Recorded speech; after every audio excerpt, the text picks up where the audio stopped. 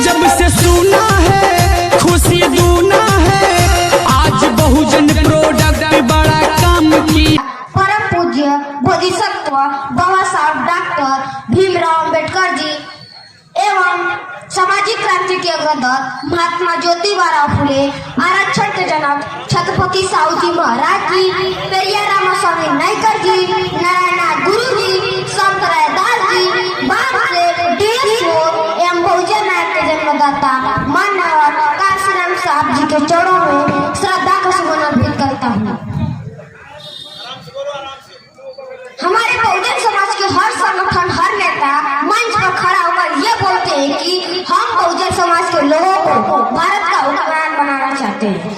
इस बयान पर तथा इस बात पर जोरदार तालियां बज जाती है, लेकिन जब मकसद को कामयाब बनाने की बात आती है तो खूब आना तो दूर की बात है, एक बूंद पसीना भी नहीं बहाते। और जब हमारे समाज के नेता चुनाव जीत जाते हैं तो ब्राह्मणों और सौरों के तलवे चाटते हैं, और जब चुनाव हार जाते हैं तो कहते हैं कि समाज ने हमारा साथ नहीं दिया। क्या ऐसे लोग कभी भारत को समाज का हुक्मरान बना पाएंगे? और अपनी कमियों को दूसरों पर थोप कर कन्नी काट जाते हैं। हम तो जानते हैं कि हर मुखिया चाहे वह समाज का हो या परिवार का, अपने परिवार और मान सम्मान एवं सम्मान से जिंदा रहने के लिए हर जतन, हर कोशिश करता है। पता नहीं आज के जो बहुजन समाज के जो लोग हैं वो किस जरूरी है। क्या हमको तो ऐसा नहीं लगता कि बहुजन समाज के लोगों का, बहुजन समाज के नेताओं का आचरण और व्यवहार हमें हुक्मरान नहीं गुलाम बनाने वाली एक कला है। हमारे बहुजन समाज के लोग ये नारा करते हैं कि बाबा तेरा मिशन अधूरा हम सब मिलकर करेंगे पूरा। जैसे नारा लगा करते हैं कि तू ऐसे नारे से ना तो आज तक बाबा साहब डॉक्टर भीमराव अंबेडकर जी का मिशन पूरा हुआ और ना कभी पूरा हो पाएगा। बाबा साहब डॉक्टर भीमराव अंबेडकर जी का मिशन क्या था, यही हम लोग नहीं समझ पाए। बाबा साहब डॉक्टर भीमराव अंबेडकर जी का मिशन ये था कि हमारे समाज में जितने भी 90% नौकरी करने वाले लोग हैं वो अपना पेट पालने में लगे रहते हैं और वो टीवी बीबी और अपने परिवार में मस्त रहते हैं, उन्हें समाज की कोई चिंता नहीं रहती। क्या ऐसे लोग कोई भारत के समाज को हुक्मरान बना पाएंगे?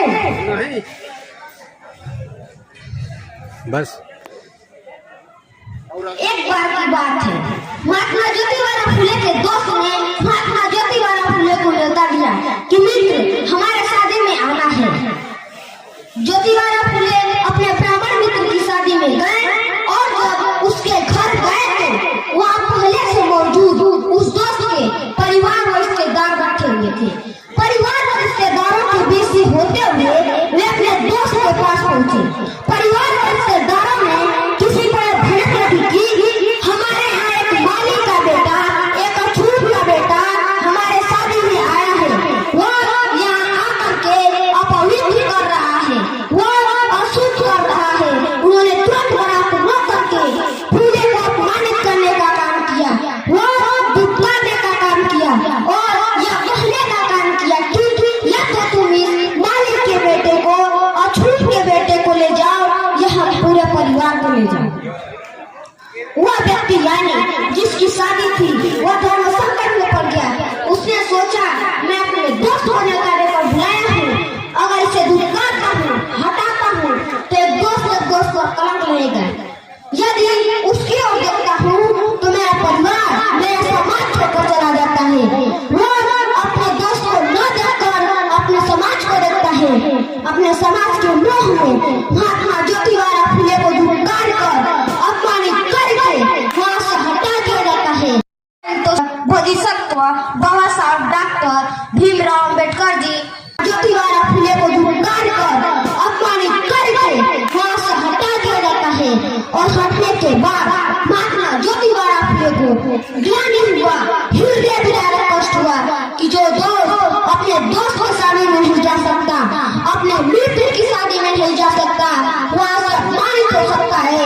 अपमानित होने का सिर्फ एक ही कारण है, हम लोग अछूत हैं, अशिक्षित हैं, यह एक मुख्य कारण है। वे मन में सोचते हैं कि इस धरती पर जीने से कोई फायदा नहीं है, इससे तो अच्छा है कि हम मर जाएं। और मरने के लिए संकल्प ले लेते हैं और नदी जब ये नदी के करीब जाते हैं तो बगल से कुछ लोग उधर जाते हैं और कहते हैं कि अरे ये लड़का उधर क्या करने जा रहा है, उधर तो कोई गांव गिरा नहीं है, उधर कोई रास्ता नहीं है, उधर सिर्फ नदी है, या तो नदी में डूब कर मरने के लिए जा रहा है। वे कहते हैं ऐ लड़के तुम उधर कहाँ जा रहे हो, उधर तो कोई गांव गिरा नहीं है, उधर कोई रास्ता नहीं है, उधर सिर्फ नदी है, वापस लौट जा। वे कहते हैं आपसे क्या मतलब, मुझे जहाँ जाना है वहाँ जाऊंगा, हम इस धरती पर नहीं रहेंगे, हम जीना नहीं चाहते। वे कहते हैं ऐ लड़के तू पहले अपनी बात को बता, फिर जहाँ जाना है वहाँ जाना। वे फिर आप इतनी बात उन लोगों को बता देते हैं कि आज मेरे साथ ऐसी ऐसी घटना घटी।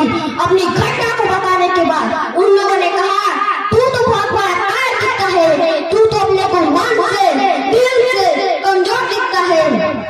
आत्महत्या कौन करता है, जो मन से दिल से कमजोर दिखता है। अगर इस धरती पर समस्या है तो संघर्ष करने की जरूरत है, लड़ने की जरूरत है। मुझको देखो जो मैं गांव ग्राम छोड़कर जंगल झाड़ियों और नदियों के किनारे मुख्य रास्ते को छोड़कर जो आज हम चलते हैं कहीं जमीन पर रास्ते पर हमारे थूक न पड़ जाए, जिस थूक से धरती माँ पवित्र न हो जाए, अशुद्ध न हो जाए। फिर एक ने बताया कि मुझको देखो जो मेरे कमर में छड़ बंधा है, मुझको रास्ते पर चलना मनाही है, कहीं धरती माँ के ऊपर मेरे पैरों के निशान न पड़ जाए, जिस निशान से ऐसे लोगों के ब्राह्मणों के पैर न पड़ जाए, कहीं वो अपवित्र न हो जाए, अशुद्ध न हो जाए, इसलिए हमारे कमर में छड़ बंधा है। फिर एक ने बताया कि मुझको देखो जो मेरे पैर में घुंघरू बंधा है और हाथ में घंटी लेकर चलना है, कि अपने घुंघरू और हाथ में घंटी को बजाते हुए लेकर चलना है, कि कहीं कोई ऐसे व्यक्ति रास्ते में ना आ जाए जो कि मेरे परछाई के कारण अपवित्र न हो जाए, अशुद्ध न हो जाए।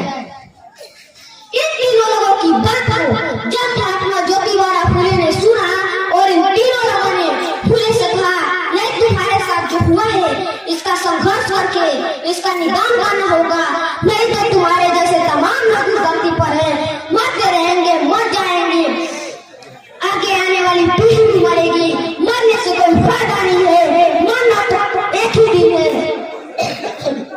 इस व्यवस्था को खत्म करके मरो, बदल करके मरो, कि आज हम सबका पिछड़ापन का कारण है, दरिद्रता का कारण है, वह शिक्षा बुद्धि ज्ञान जो आज के 28,000 वर्ष पहले तथागत गौतम बुद्ध जी ने कहा था।